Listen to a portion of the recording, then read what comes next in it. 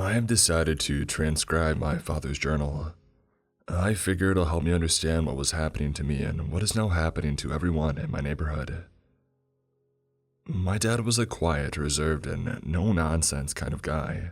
I didn't really get to know him much, so this is a way for me to get in touch with him, to hear about his life, to hear his voice, even beyond the grave. I hope that you get to know him too, and that together, anyone who has gotten a midnight paper learns a little more about it. This is what was written in the first section of the journal. Son, I know that if you're reading this, it's you. I hope you aren't. I hope that this notebook and all the others get thrown out once you sell our house. If you are reading this, well, I guess I can't stop you from reading this. I know that there's a good chance that you found this notebook after reading a midnight paper. If you haven't read one, listen to me very carefully. Do not read the midnight paper. If you've only read one, listen to me very carefully. Do not read any more. I'm not sure, but I think that reading the papers makes the things in them real. Some of the articles that I've read have already come true. Some people are already in danger, hurt, or dead. I may have found a way to stop this. First though, I'm going to transcribe all the midnight papers I received. Some of them I have transcribed already across several notebooks, and I'm just copying them here. Some of them I haven't gotten yet, but I know I will. I'm no writer, I never went to college, but here's my version of what happened anyway. The first time I saw a midnight paper was when I was 18, in 1969 in Shaw Valley, Vietnam. I haven't talked about my time in the war much. I never felt that I had to. I'm not going to go into much detail here, just what's necessary. I was a leatherneck with a 3rd Marine Division. Part of what they said was called Operation Dawson River. For us, though, it didn't matter what you called it. We were just wading through miles and miles of water and elephant grass. I'm from Brooklyn. I used to think these summers there were hot, but this was something else. The heat was like a living thing. You would feel it wrapping around you, squeezing the air out of your lungs and the sweat out of your skin. We mostly did a lot of walking. I'm not going to talk about what we did when we weren't walking. During the day, we stayed quiet. All you would hear was the sound of the feet of the guy in front of you working into the mud, the feet of the guy behind you, and your feet. We would eat as we walked. No talking there either. You got used to it. There were a few good times. We would join some other groups of young guys at the fire support base and talk crap, smoke weed, and listen to music and play cards. Be kids again for a bit. That's where I met Ty. I was 18, but pretty big for my age. Most guys thought I was in my late 20s. Ty was the opposite. It was impossible to look at him and not think that he was 16. He was skinny, wore glasses that were always scuffed up or caked in grime, and had the deepest voice I'd ever heard. This guy sounded like frickin' Leonard Cohen. Anyway, Ty was popular with the guys because he had somehow managed to smuggle in a bunch of comic books, had them mailed to him too. People would trade him a beer, some beef jerky, or even a joint for a Captain America or an Archie.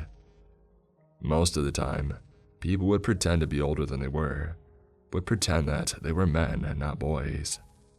But with Ty, it was different. He was like everyone's little brother, and it was cool to sit back, light up, and hear the kid talk about what I had always thought of as the funny pages. And then one day, Ty got something that wasn't a comic book in the mail. We were on patrol and we had set up our rest overnight spot. You slept sitting down with your back to another leatherneck so as to watch each other's six. I was back to back with Ty and he woke me up by muttering something. I didn't quite catch it, but it sounded like, "Not here" or "out here." "What?" I asked, turning around to see what he was looking at. There in front of his feet was a bundle of black paper. At the time, I thought it was some kind of knapsack. Ty ignored me. He just set his M16 and used a knife to cut the little bundle open. It unrolled itself slowly, and there, at the top of what I could see as a page, were the words, "The Midnight Paper." "What is that, a newspaper?" I asked. Ty nodded. "I was getting him back at home for a while. Real weird, always shows up at midnight. They knock on your door 3 times, and I felt something hit my boots 3 times too. Guess I didn't wake up until now." It was almost dawn and just bright enough to make out the words on the page. "Come on," I said. "Read it out loud." Ty didn't look convinced. "I don't know if I should," he said. I lunged like I was going to grab it, and Ty held it at bay. He may have saved my life. "Fine," he said. Ty read the following out loud. "Treehead. Paranoia on the battlefield. After several reports of a strange creature in the hills of Vietnam, military officers urged all members of the armed forces to remain calm but vigilant. The first sighting occurred several weeks ago. Station Dat Redacted reported it to his commanding officer. I thought it was just a tree at first," Redacted said. "I don't know what kind, just the type you always see out there. But it kept moving like it was following me around. The first few times it was sticking out of some tall grass or some bushes, so I couldn't see where it ended. But I saw it standing out in the open ones. It's a man. The tree's trunk growing out where the neck should be. It's this huge tree, like 20 feet tall, covered in leaves and everything, like all the other ones out here. But it was coming out where the head should have been. The thing was wearing a uniform too. One of theirs. It had arms, legs, even freaking sandals. It was just like a normal guy with a giant tree where the head should be, you know. I lit the thing up, but it didn't make a sound or nothing. They called me out about shooting without reason, giving away our position. I don't give a crap. Now every tree I see, I'm keeping my gun on." The bizarre treehead phenomenon was even cited as being the cause of a helicopter crash. "The thing took out a freaking Huey," said one witness. "The tree part of it was maybe 15 feet at one moment, and then it grew to what must have been 100 feet tall. The Huey slammed right into it, and then it shrank back down like that was what it wanted to do all along. Those in command are convinced that they have an explanation for the uncanny sightings. It's paranoia, plain and simple," said Redacted. "We've got people out here who are sleeping 2 or 3 hours a night if at all. These men are trained to look for enemies in the trees of the tall grass. Seeing an enemy in the trees when he's not really there isn't anything new. Seeing the same enemy as a tree is a natural extension of that. The men on patrol, however, are convinced that Treehead is a real threat. They have started blaming disappearances on the creature, and even casualties in battle. The thing's a killer," said one alleged witness. "Its head may look like a tree, but that don't mean it's a normal tree, right?"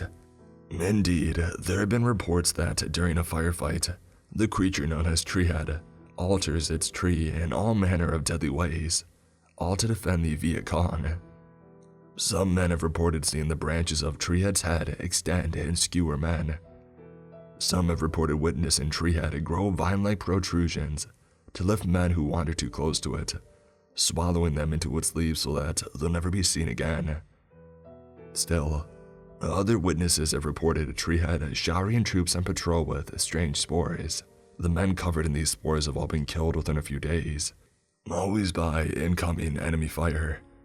"It's as if that stuff attracts bullets somehow," said one witness. And despite how interesting these reports may be, all evidence points to the being known as a Treehead simply being a hallucination brought on by sleep deprivation and anxiety about enemy forces. Still, it may be wise to stay away from any unidentified vegetation. Ty put the midnight paper down. I burst out laughing. "What is that, man, an arts and crafts project? Did Jamie put you up to this?" Ty shook his head. He wasn't smiling, he was pale. "This will come true," he said. Just wait and see. A few weeks later, Ty was gone. He didn't go out during combat. He just up and vanished one night. Some people say that he went to take a piss and stumbled upon a foxhole or an enemy patrol. Maybe he was taken prisoner or killed outright. To this day, he's listed as MIA, part of or around the 1,600 MIA still unaccounted for in the conflict. The funny thing is, he was right. A week or so after I read that strange newspaper, people really did start saying they saw a tree head. Back then, I thought that Ty had told them about it. Now I know better. Because the next midnight paper I got was delivered to my front door. That was the first entry in my dad's notebook. I'm going to keep reading. I know that most of my neighbors, if not all of them, are getting midnight papers now. I have to find a way to stop them from being delivered. Finding out more about the papers is the only way to do that. I sat on my front porch on Wednesday, just a few minutes before midnight. I wouldn't be getting a midnight paper tonight, but most people on my block would, and if they did, whatever article they read would come true. I didn't know if every copy of the midnight paper held the same article, or if they would all come true in the same way mine had, within the same time frame. I didn't intend to find out. My phone alarm blared, alerting me to the fact that it was now 11:59 p.m. I sprinted off my front porch and ran to the house next door, and then froze. I wasn't planning on interfering with the delivery process itself. I had learned my lesson. I was now an outsider, someone coming between the paper and its intended recipient. I had a feeling that whatever system or entity delivered each copy wouldn't exactly be thrilled by my presence. So I waited for another minute. I saw the light on my neighbor's front porch flicker, dwindle, and then cut off completely. Then I blinked and it was back on, shining normally. Nothing looked different from where I was standing, but I knew that it was. Inexplicably different. Irrevocably different. Something had appeared on my neighbor's welcome mat that could change his life and existence as we know it forever. I walked toward the welcome mat cautiously, eyeing the darkened windows for any movement or light. I knew that the paper's arrival meant that 3 knocks had been hammered onto the mosquito screen by something. If he had been woken up by it, then who knew how much time I had before my neighbor went to check his front door. I took the last few steps, crossing the threshold separating perfectly legal evening stroll to very illegal trespassing. I was about to cross yet another threshold too if things went as planned. There on a welcome mat, so worn you could count its remaining fibers, was a bundle of black paper. The midnight paper. I didn't hesitate. I acted the same way I might if the bundle in front of me held dynamite instead of paper and the fuse was lit. I lunged, reached out, and clutched the midnight paper in one swift motion. I pulled my hand up, then lowered it and pulled it up again. I was confused. I had to be imagining it. Maybe I hadn't closed my hand right. Maybe the nerves had gotten the better of me and no, my eyes weren't playing tricks on me.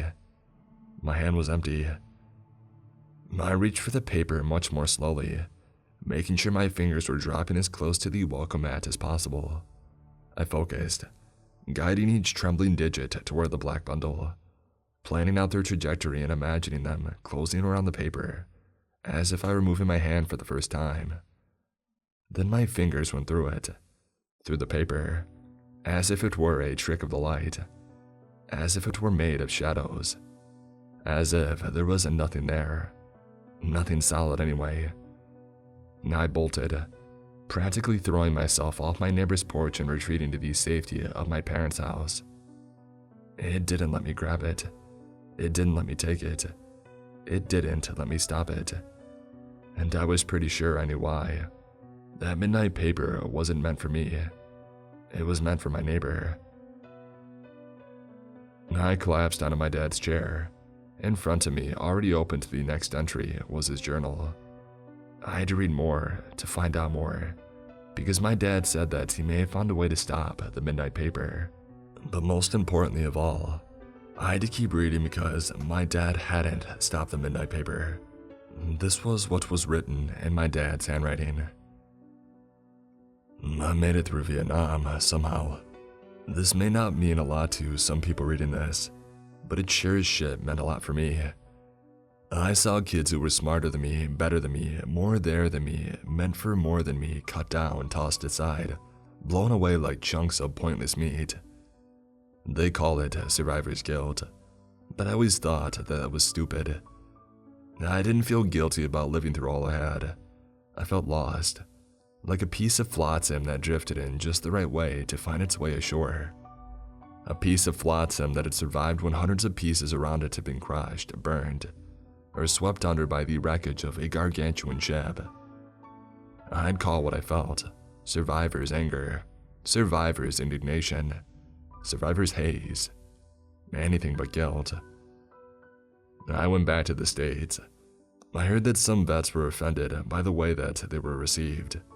Years of protest for peace had passed.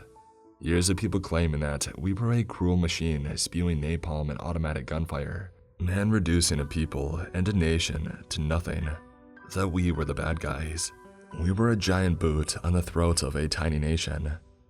I wasn't offended. I agreed with the anger and the hate.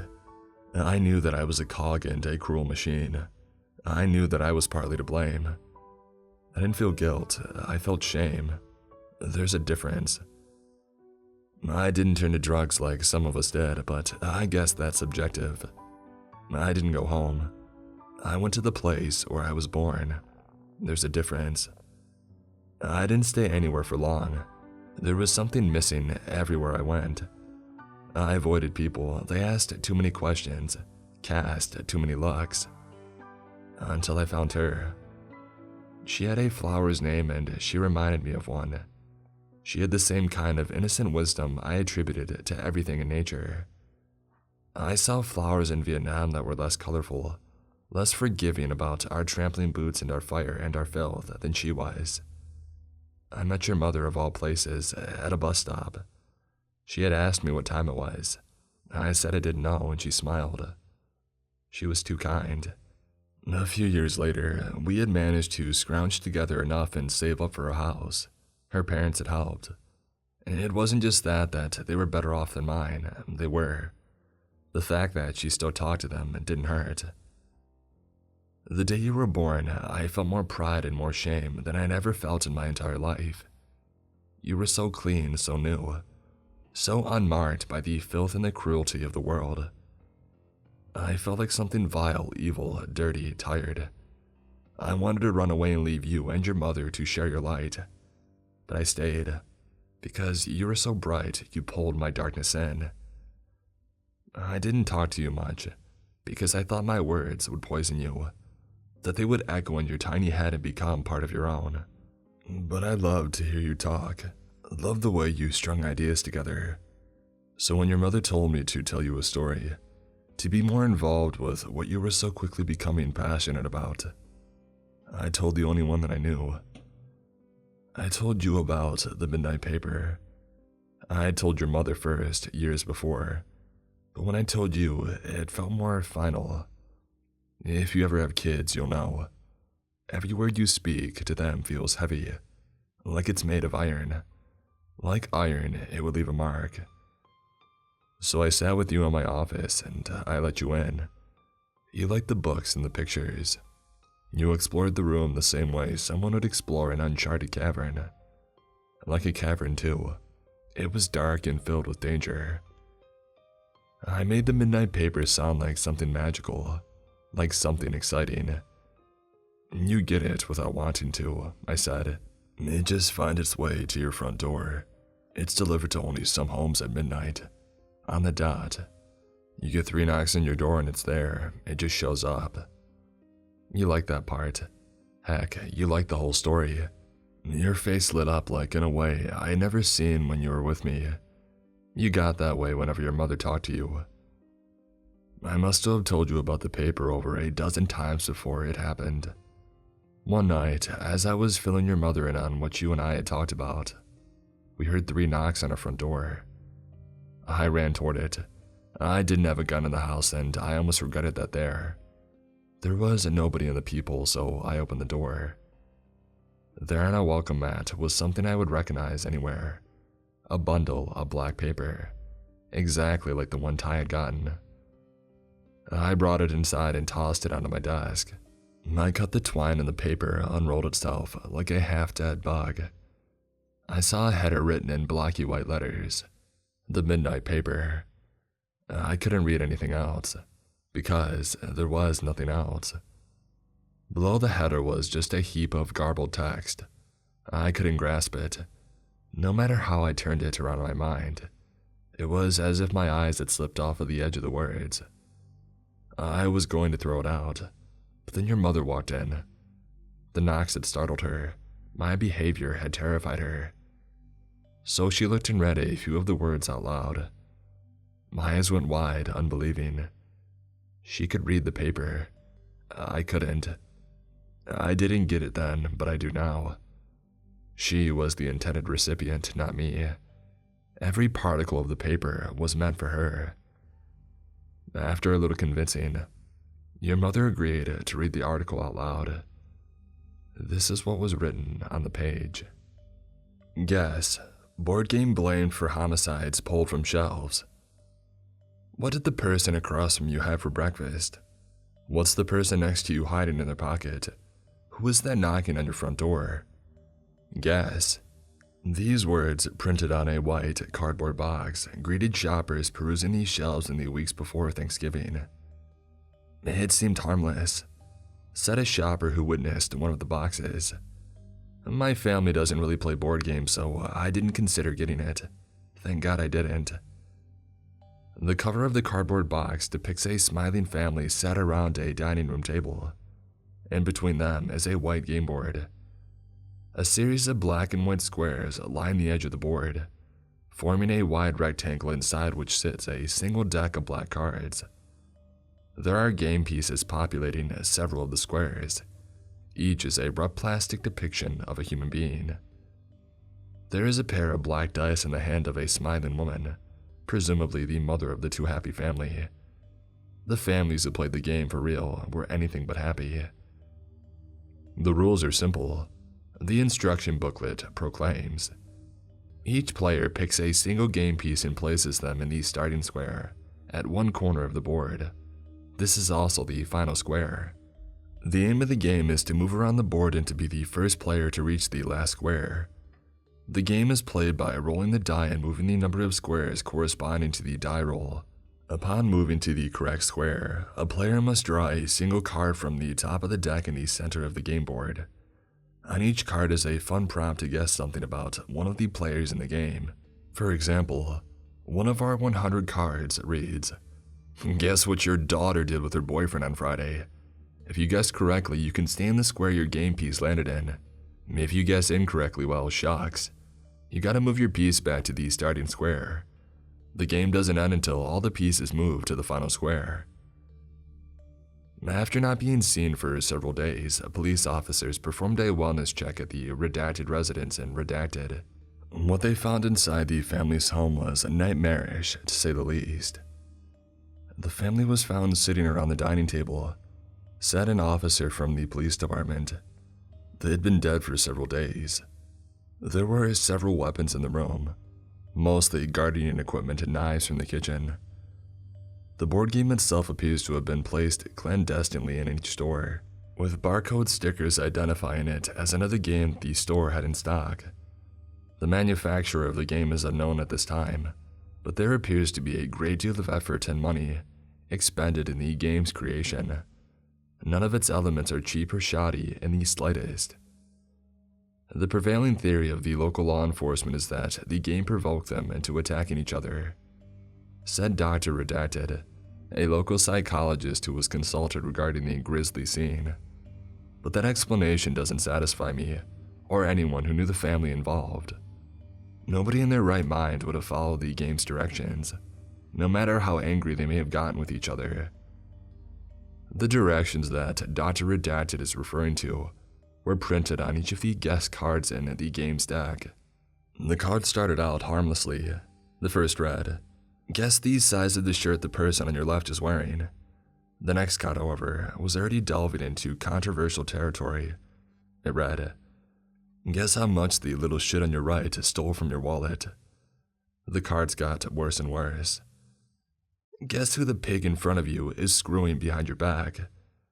Eventually, the cards began prompting violence. Guess who's gonna grab a knife from the kitchen. Guess how many pencils you can fit into your wife's right eye. A few days later, another family on the other side of town were also reported missing by concerned coworkers and family members. A similar scene that in the first home was discovered in their living room. All 4 members of the family were dead, with all the evidence pointing to the fact that they had killed each other with household objects. The guest board game was on a coffee table in the center of the room.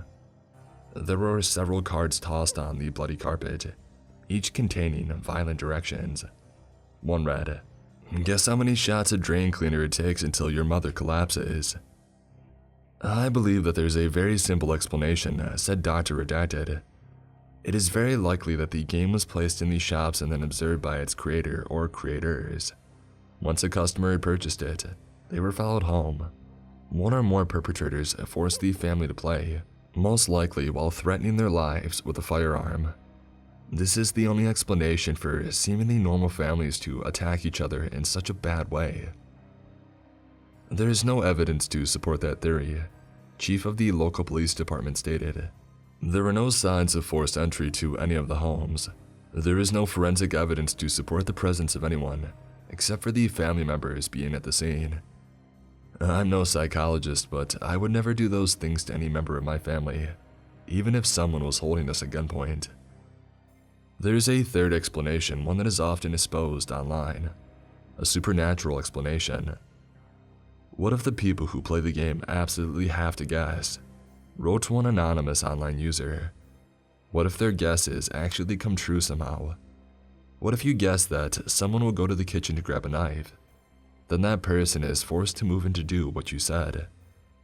Whatever the case may be, one thing is clear. If you see a board game called Guest for sale at any store, do not buy it. Do not play it. Call the authorities and alert the store owners so that they may remove it safely. Your mother and I decided to never talk to you about the Midnight paper again. I wish that getting rid of it had been that simple. I'll keep transcribing my dad's notes and sharing them on here. I have to find a way to stop this. Everyone, I know that some of you may have been wondering where I've been. The truth is that I've had a hard time processing my father's writing, because I did something that I maybe shouldn't have. I read ahead.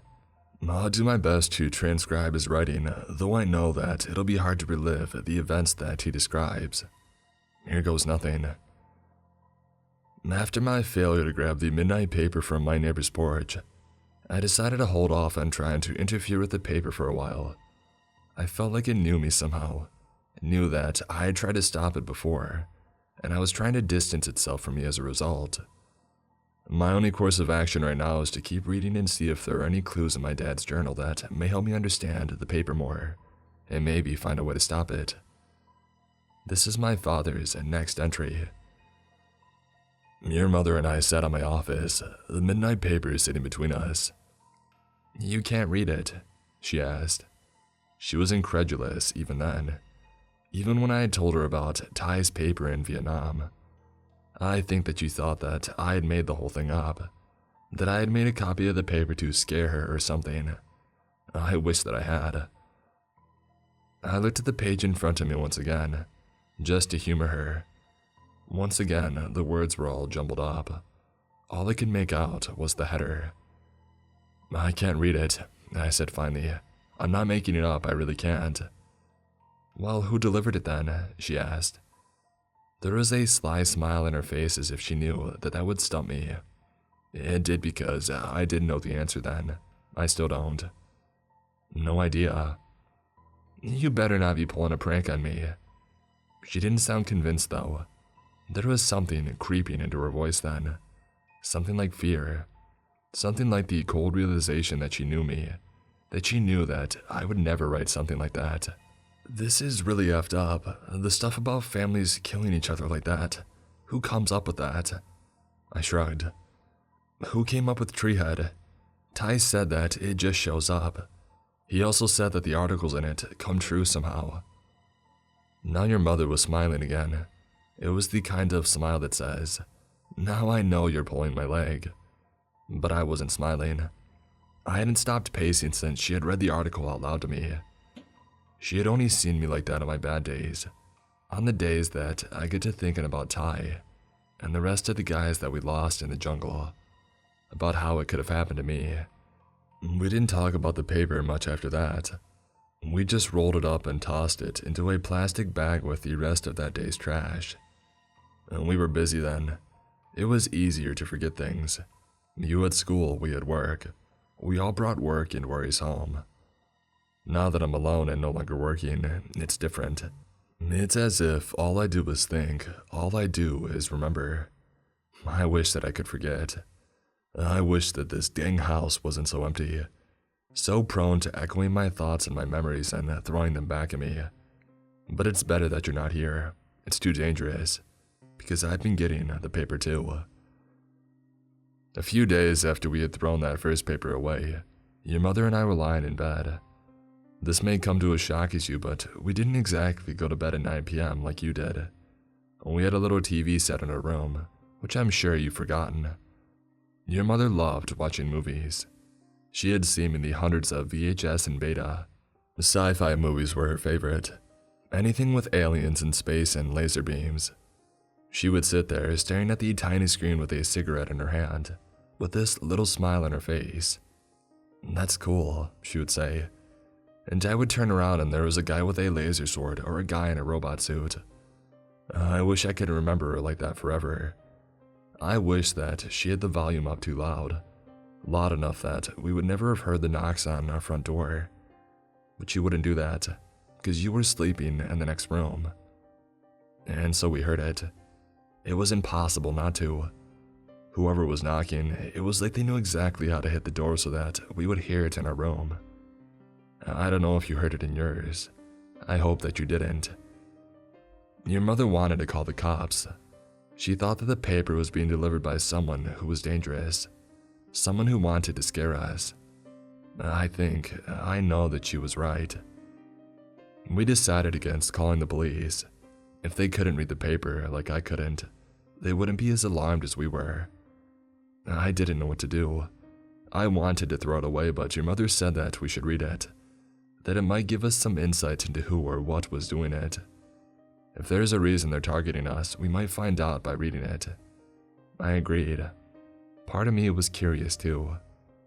But now I wish that I hadn't. Whenever I think about that moment, that choice, it's as if every fiber of my present being is screaming at my past self. Screaming at him to never let your mother read another paper again. But he can't hear me.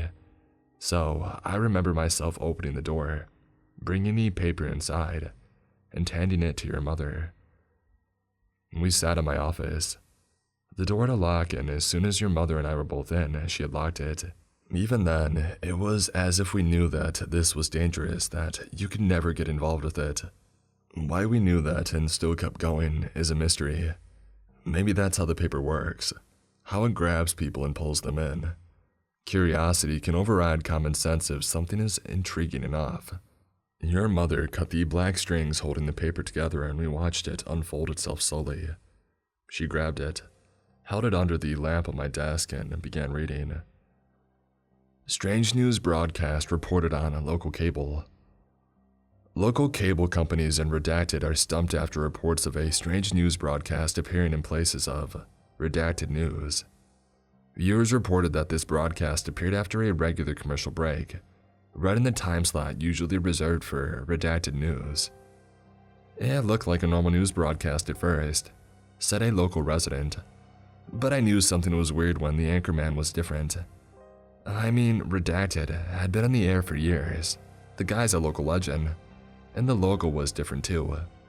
It said U News instead of like your regular Channel 6 news. But the anchorman and logo were not the only changes. Instead of local and national news, they started talking about me, about us, about my family. At first, it was about how my wife had gone to the supermarket, and it was saying exactly what she had bought. Then it was talking about my kids, what they did at school, and what grades they got. I even found out that my son had failed a math test, and it said that he had tried to change an F into a B with a red pen, and then gave up and hid it in his locker. The redacted household wasn't the only family in town who was affected. In fact, it appeared that around 1 out of every 20 houses received the broadcast, with the rest of the households in town getting the regular news. A retired widow was one of the people affected. It was awful. At first, I thought that it was someone playing a prank, like maybe some loony in town had messed with my television. But that man that anchor knew things about me that nobody else could. He said what I had had for breakfast, what I had watched on TV, when I had gone to the bathroom, and what I had done there. It was an intrusion. And then the next day it happened again. I know a lot of people in town complained to the cable company and to do that channel specifically, but at 6 p.m., there it was again. It should have been the regular news. News always goes on at 6, and it was even worse this time. The anchor began saying what I'd be doing tomorrow, as if he knew. He said that I would call my daughter and tell her about the strange news broadcast and ask her for help. He said what I would eat and exactly at what time, even saying that I would think twice about it and try eating something different to what he had said, but I wouldn't. And she was right. More and more of the townspeople began reporting that the strange anchor had been right about what they would do the next day. It was as if he could see the future. It got worse and worse, said Mr. Redacted. The guy got on one night and was saying what my family and I would be doing the next week, and then the next month. I tried unplugging the TV, but the thing was still playing with no electricity. We called and called the cable company, and they even sent a guy out to replace the box. But that night at 6 p.m., it happened again. This time, the anchorman looked pissed like he knew we had been complaining. And then he started saying awful things. About how I would have a heart attack in 3 days. About how my son would get hit by a car. I hope the guy is wrong, but my son's staying indoors no matter what. Indeed, many residents began complaining that the anchorman was only reporting bad news. He said that one woman would be diagnosed with cancer, and he was right. He said that one man would lose his job, and he was right. But perhaps the most disturbing thing he predicted was the unforgivable crime that Redacted would commit. Redacted was one of the most vocal residents who complained to the cable company and the local police about the news broadcast, when the companies had insisted that there was nothing wrong with their service and that the other residents were getting the normal news as usual. Redacted urged other townspeople to unplug their TVs and put them all in a storage unit that he owned. It seemed that nearly all the residents who were getting U-News took him up on the offer, adding their TVs to the back of Redacted's pickup truck and helping him unload them into a storage unit. Even some of the townspeople who weren't getting these strange broadcasts opted to add their TVs to the pile. It seemed to work, at first. But that night at 6 p.m., every house that had received the broadcast on TV made a startling discovery. Their radios were playing U-News and the anchor sounded angry. He began by reading off the exact date, time, and cause of death of every person who was listening. And then the anchor reported to everyone exactly what Redacted would be doing in a few hours. He said that Redacted would try to throw his radio away, but that his car radio would start playing the broadcast at full volume. Then Redacted would take a hammer to the car radio to destroy it, and when that wouldn't work, he would take his rifle out and shoot it. But just as he did, he would hear the anchor saying that he would go inside and, well, you know the rest. After reports of several gunshots being fired in the Redacted home, 2 responding officers of the local PD would enter the house forcefully, only to discover the bodies of Redacted's family. His wife and their children, even the family dog, all shot. Redacted himself was sitting in the backyard, with the radio he had thrown away only hours earlier. Onlookers reported that Redacted kept screaming the same words over and over again. The news made me do it. The news made me do it. After Redacted's reprehensible actions, U-News never appeared on the local airwaves again. But some of the affected residents claimed that what the anchor had said was still happening. I cheated on my wife, said a local man who wishes to remain anonymous. Exactly like the guy in the news said. I didn't want to, I swear. I tried to stop it. But it was like I was being forced to do it, like I couldn't control myself. The horrible predictions about the redacted were correct too. Mr. Redacted had a heart attack 3 days after our initial interview, and his son ran out of the house, even if his wife attempted to stop him. The boy ran into the street and was hit by an oncoming car. The driver, whose name the local police has tried to keep hidden from the public, was one of the people who had gotten the broadcast. His neighbors have stated that he was concerned about the news broadcast predictions that he would run a kid over and subsequently take his own life. The anchor was right once again, but whether that man wanted to do it or if he was being forced to remains a mystery. Once your mother was done reading, it was as if something heavy, something huge, something invisible had appeared in the room with us. It was something bigger than us, more dangerous than us, like some undiscovered animal that you don't want to mess with. Jesus, I said, collapsing into my chair. Your mother looked how I felt, pale, regretful. Reading this paper reminded me of when I was sober for a year before, taking a drink and throwing it all away. The urge was strong before, but the regret was stronger after. This time, I locked the paper up in my filing cabinet. It had a lock, and it was taller than you were back then. It felt safe there, like it couldn't hurt you or us anymore. But it wasn't safe. Not at all. Knowing what happened to my mother, knowing what's going to come next, makes me want to stop reading. Makes me regret ever starting in the first place. But I have to keep going. This is bigger than my family now. It always was. As the days drag on, I've been searching through the news and online forums, looking for something out of place, something odd, something that only the paper could have caused. I found a few things. There are reports of a street lamp that moves around, appearing even inside a home once. Someone has reported sighting a strange woman with a backward head. Someone has recently written about there being a man without skin walking around their neighborhood. Each one of these posts mentions a black newspaper. I have sent the writers of each a message, including a summary of my experiences and offering my help. Now, I just have to wait and read. This is my father's next entry. After we got the midnight paper with the U News article, your mother and I decided to sit by the front door the next night, right before midnight. Midnight came and went without a single knock on our door. That went on for a few nights. Each night, your mother and I would wait for you to go to bed, and then slink past your room. Then we would make our way to the living room, put on a pot of coffee, and sit in front of the door for as long as we could to keep our eyes open. After a few days, we felt safe that it was safe enough for us to sleep in our room again. Maybe the midnight paper had forgotten about us. Maybe the copies that we had gotten were the only ones that we were going to get. We were wrong.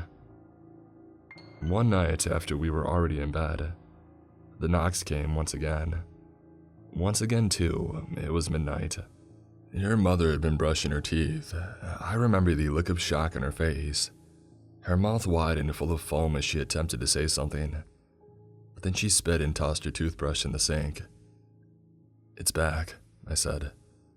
1 week after the first one, she said. "It's on a schedule, it's not every night." "Well, we're not reading it, that's for sure. We just can't leave it out there though, someone will find it." I frowned as she had a point. "I'm throwing the thing away," I said, stomping down the stairs. Your mother rushed after me, arguing the whole way. She thought throwing it away or destroying it was irresponsible. What if it was evidence? What if there was something in it that could tell us who was writing it? The same arguments she had used last time, and she knew it too. But it seemed like it was that way with the paper. There was a cyclical quality to it, like a ritual. You would argue, you would think of throwing it away, but you would always end up reading it in the end.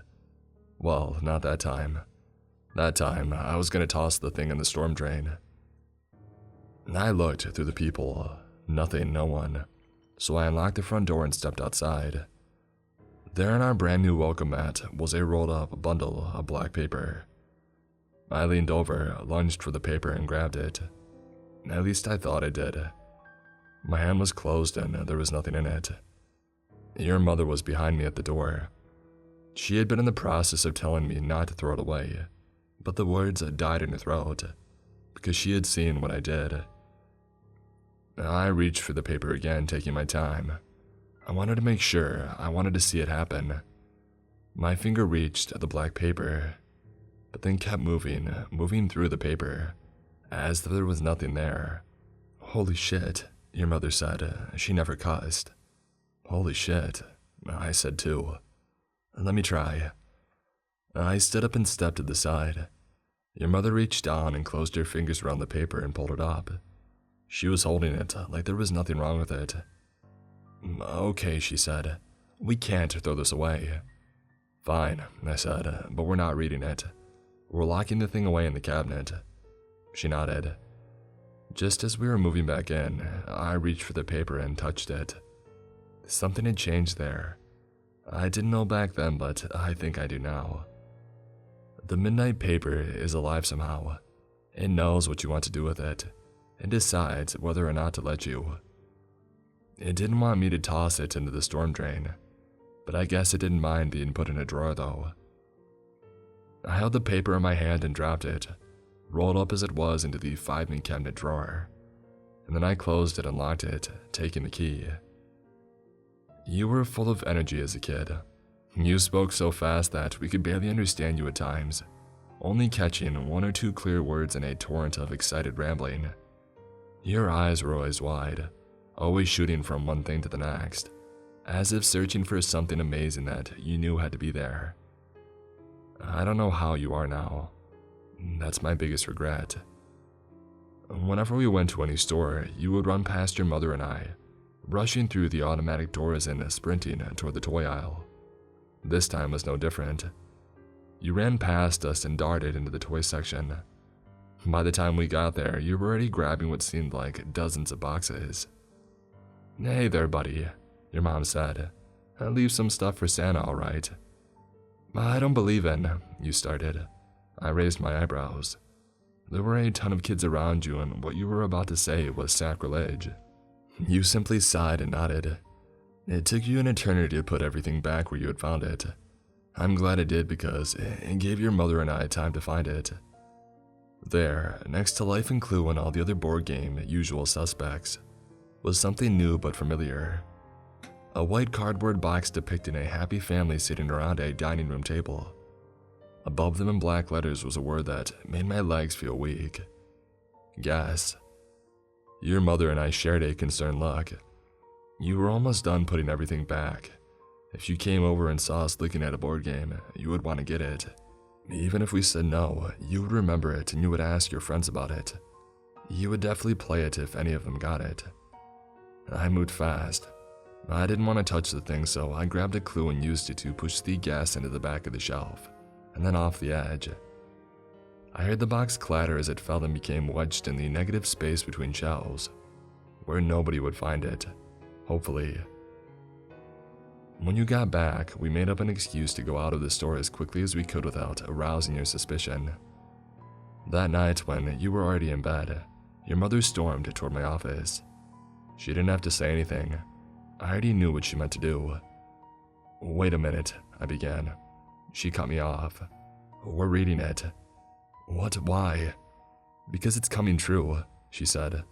What is in the articles is really happening. We have to read it.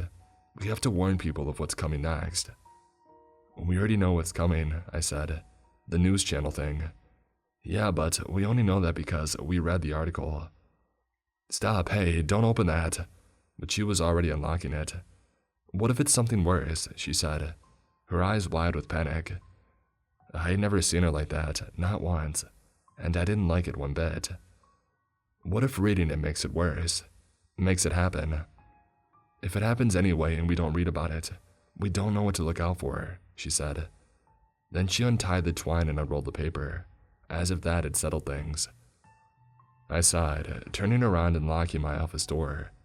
Reading that paper, bringing it into the house, felt wrong with you there.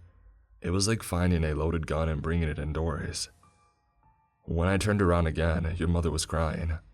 Her eyes were shooting around the page wildly, like she didn't believe what she was reading, as if reading it over and over again would somehow change the words. She collapsed onto the floor, the paper falling out of her hands and drifting down next to her. It took her hours to calm down, for the words to come through her sobs, for her eyes to open again and see through the tears. She must have drank around 10 glasses of water and paced 10 miles around the room. And then she led me back to the office and started reading the article out loud. Right away, I understood why it had affected her so much. Right away, I was scared shitless like she was, because it was about us. This is what she read.